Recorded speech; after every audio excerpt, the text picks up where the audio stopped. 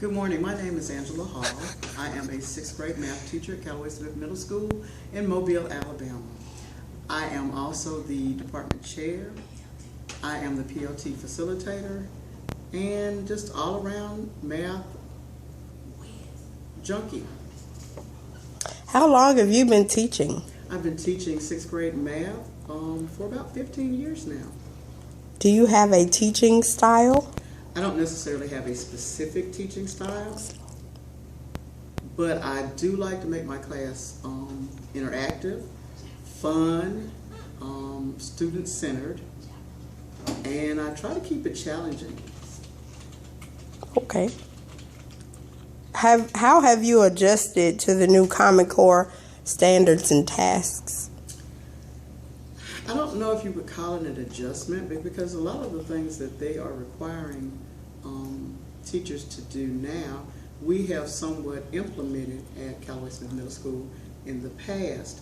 Now our mindset has changed and had to change, and I think that's across the board for all teachers as they approach Common Core. I think it's important that you are open to doing the task, because most of our children in sixth grade, they're not problem solvers to their knowledge. You have to open their minds to the fact that every day you're solving some sort of problem, and you just target and steer that enthusiasm and that energy towards actually solving math problems and everyday problems. So that's really the biggest thing that we've had to change. We are not lecturing to the children anymore. We are actually acting as facilitators, so therefore we have to loose the reins of what we do as a teacher. It's not teacher-centered, it's student-centered, and that's a big change. How do the tasks work in your classroom of 40 children? It's a challenge, but you must set down your rules and your procedures well before you begin any cooperative learning activities. You should also have something in place so that if a student is not productive and not being a productive member of the group, give them some time to themselves to think about it, but please do allow them to come back after a certain amount of time. You must also be prepared to monitor and walk, and you may have to tweak the task so it fits 40 children and not 20 to 25 children. And that can be a challenge, but it can be done with a little forethought. Okay. What are the advantages and disadvantages of the Common Core standards and tasks? I don't necessarily think there are any disadvantages, except that maybe we should have started like at the kindergarten level and build upon that.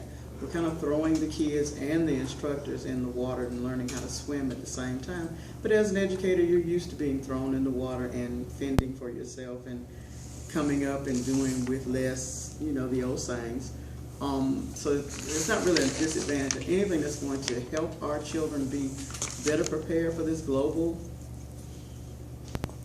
world, the challenges of a global economy, competing with foreign countries.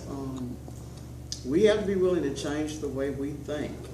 Sometimes our educational system is not built to equip our children for what they need in the future. So it's a matter of being open-minded and open-hearted, if there is such a term. The advantages to having the Common Core, we have a lot of military children coming in and out of our school system now, with parents being deployed and kids going to their grandparents to live until the deployment is over. If we're doing the same things that they're doing across the country, it makes it a lot easier, and it regulates our rigor. And that's really a big thing for some states. We're teaching all the same concepts, but are we teaching them to the same level of rigor and depth of knowledge? And that's what's really crucial. That's the advantage I feel that Common Core will bring to my children and to myself as an instructor. How do you feel about technology in the classroom? I think technology is an awesome tool. The average sixth grader was born technological, period. We have to be willing to incorporate old school teaching with the new school technology to make a wonderful, wonderful android, if you like, of a student. There are some things that we have to eliminate because it's redundant. We don't need to do it that way anymore. with technology. The only drawback I see would be allowing students to bring their own devices because of some of the school system regulations, and you have to be willing to monitor. I don't think it's a wise idea for the schools to buy all of the equipment because, let's face it, there's no money. So we kind of have to go to BYOD, as we call it in our school system, bring your own device.